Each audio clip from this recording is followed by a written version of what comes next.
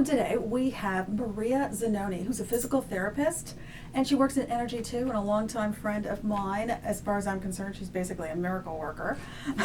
Welcome to the show. Thank you. I'm thrilled to be here. Oh, good.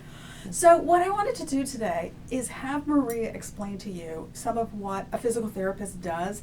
And I'm talking about a physical therapist that works with energy, works with sports medicine, and can really take care of things. I had accidents, got rear-ended a couple of times decades ago, and went through some years of physical therapy. And what the physical therapy arena has found out in doctors, and I've found out since then, is that you can actually get healed very quickly now. I mean, before they used to think that you had to be in traction and the doctors and physical therapists had to do everything. And I think what you've taught me and a few other people is that the patient has a lot to do with the healing. Absolutely. So what I'd like to do first is start out with the 5 questions that I love to ask guests. Mm-hmm. And because this is stepping forward and trying to help everybody out there step forward. And that is, how did you get into physical therapy? Actually, I didn't know what I wanted to do, and it came down to the fact that I love science and I love working with people. Huh? I put those two things together and landed in physical therapy. Well, that works. And you clearly love it because you're so good at it. I love it.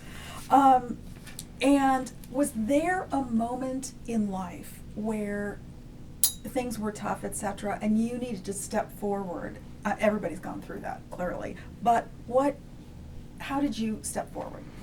For me, the turning point was getting into some therapy, and it happened when I was reading a book. The title is something like, if you meet Buddha in the road, shoot him, which is a stupid title. But the thesis of the book is essentially that we go to therapy wanting to figure out how to change our crazy neighbor, how to fix our parents, and we graduate when we realize the only person we can change is ourselves. So it becomes a very empowering experience. So working through that and healing what needed to be healed has allowed me to step forward to manifest my life the way I'd like to manifest. Oh, wow. Sounds like a great book. At the time, it was perfect. And how do you relax now? I meditate and I have a hot tub. Oh, yes. Oh, boy, that'd be great right now. It is. And what inspires you? What excites you in life? I'm excited about people who are exploring their passions, whether it's an athletic trainer taping an ankle, whether it's you and I doing this show, whether it's a mom loving being a mom. That passion for life excites me, and it is expressed differently with different people. That's true. Obviously. That's true. And where in the world do you love? Do you like deserts or mountains or the beach or what? Well, I don't know if I should admit this because I don't want it to get more crowded, but my favorite place right now is the Oregon coast. It's got the lush forest, the old growth forest, the impeccable ocean. It's just exquisite. Beautiful. It is beautiful up there. Oh, that's great. Okay, so exactly what does your physical therapy business encompass? I see primarily orthopedic injuries, so that could be neck, back, spine, which is essentially the spine, hip, knee, shoulder, elbow, wrist, ankle. Most of the injuries are spine related. Many are shoulder, hip, and knee. And when you say spine, is that from a car accident or what encompasses a spine as far as? It could be any part of the spine, which would be the neck, upper back, or low back. If I had to say, probably most common is low back, but I see the whole entire spine. And for me, if I treat one area, I have to look at the other because we're all connected. So the cause can be an accident, it can be a trauma, it could be a work-related accident, it could be a motor vehicle accident, it could be a sports accident. But much of what I see is also what we call micro-trauma over time. Bad habits over time lead to wear and tear, and therefore pain. Okay. Sit up straight with a physical therapist here. Yes. The advice to sit up straight, fortunately or unfortunately, is very good advice. It is, really? Oh, okay. We'll keep that up. So were there any things that people can actually do exercises, etc. You know, for instance, one of the questions that I get a lot as far as energetically is concerned, is running better for me, or is walking better for me, or weights, etc. And of course, I always defer to doctors or physical therapists because, you know, it really has to do with your body. Energetically, it's what you love to do. If you love to do it, that's what it is. Not sitting on the couch watching TV, of course, but actually exercising. So what exercises for general everyday life would you suggest? Basically, there's been a lot of publicity around cardiovascular health, which means walking or running, and that's absolutely wonderful for cardiovascular health. But it does almost nothing for spine health. And when you talk about your spine, like I said, it's neck, upper back, and low back, and especially the low back requires a strong core. And the core muscles are low back muscles, abdominal muscles, also gluteal muscles. And you want to have a strong core not only superficially, but the muscles that are deep. Wait a second, gluteal muscles, gluteus maximus? That would be right. I'm going to ask a stupid question. Well, I love those. Yes, okay, and because I know some people, I hear this question a lot. You hear all the time, your strength needs to be in your core. Mm-hmm. Why? I mean, what benefit does 50 push-ups or sit-ups or whatever do for somebody? There's several benefits. Partly, it prevents injury. In our activities of daily living, when we sit, we mostly sit and walk. Mm-hmm. Sitting at our desk, sitting in the car, sitting to eat, and then we might walk, hopefully, which is good for our cardiovascular health. But the activities of daily living in this industrialized society does not keep a strong core.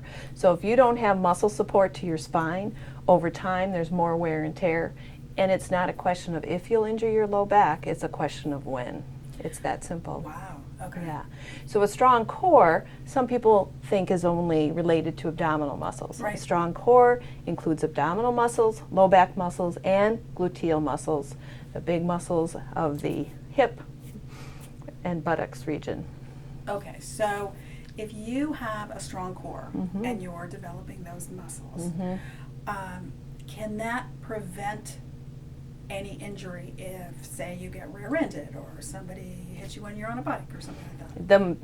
The better level of fitness you have going into an injury, the more likely you are to recover more easily and more quickly. Okay. Many times a motor vehicle accident triggers issues that are low grade, and then you throw a trauma on top of a low grade issue related to posture or bad habits, but you put a trauma on top of that, it's harder to come back because the tissues have been strained by or weakened or not trained by our activities of daily living or our lifestyle. Okay. So if you're going to get into an accident, which you don't want to do, you don't want to hit somebody who's not in good shape.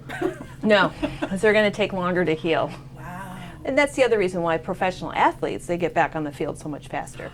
Their fitness level is off the charts. So they do break records in how quickly they can get back on the field. Besides the fact their job is to rehab full time, and very few of us can rehab full time. Right, yeah. Yes. Mm-hmm. I've heard, some of the athletes I've worked with, it's, I'm working out 7 hours a day. And it's not necessarily just working out, it's like you say, in the hot tub and being iced and stuff like that. When somebody comes into a physical therapist, what should they expect as far as the type of treatment or, I've just found there are a lot of different types of physical therapists.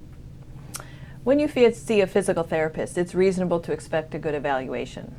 They should discuss your goals with you and with you determine a plan. What I can say now, healthcare is changing, and through insurance companies we are getting fewer visits authorized. It appears that the goal is basically to help you get out of acute pain. We don't get the number of visits authorized that we used to. So many times there's more and more pressure for us to get more done in less visits, and more of an impetus to teach you what you can do on your own. Wow, I have seen that. Yeah, so we're doing our best to be efficient, but there's a lot of pressure for us to take care of a lot of business in a short period of time, and I feel like there's so much more sometimes I could offer, and I'm not given that opportunity within the restrictions of healthcare right now. Well, my friends and audience love to be able to do things on their own. That's the whole show, is stepping forward. Would you mind coming back and teaching us some of the things, of ways we could step forward on our own? I would love to. Okay, Mhm. okay, fabulous. And in the meantime, one other question, asking her a lot today to do, is there a way to come up with, you know, how to find a physical therapist, a good physical therapist, and how to, what questions to ask? Maybe we can put that on the website too, as far as just a couple things, like where to go if you know, instead of just Googling, is there someplace? Honestly, the best way to find a good physical therapist is word of mouth. If you Google, you can go to our national website, you can go to your state website. There's going to be a list of PTs, but the best is to talk to those who've had a good experience, talk to a healthcare provider you trust. I see a lot of healthcare providers in my profession because those are the people who ask around. They ask around and they know that all healthcare is not the same. Right. And they want to search for what's going to meet their needs the best. And a lot of it is word of mouth. You know, there's a lot of relationships that physicians need to send patients to a facility they have a relationship with. Many times it's Right. fiscal. You know, that's not always the just the best way it person is. for you. Yeah, and it's just the way it is. So be willing, and you always have choice in healthcare. Always have choice.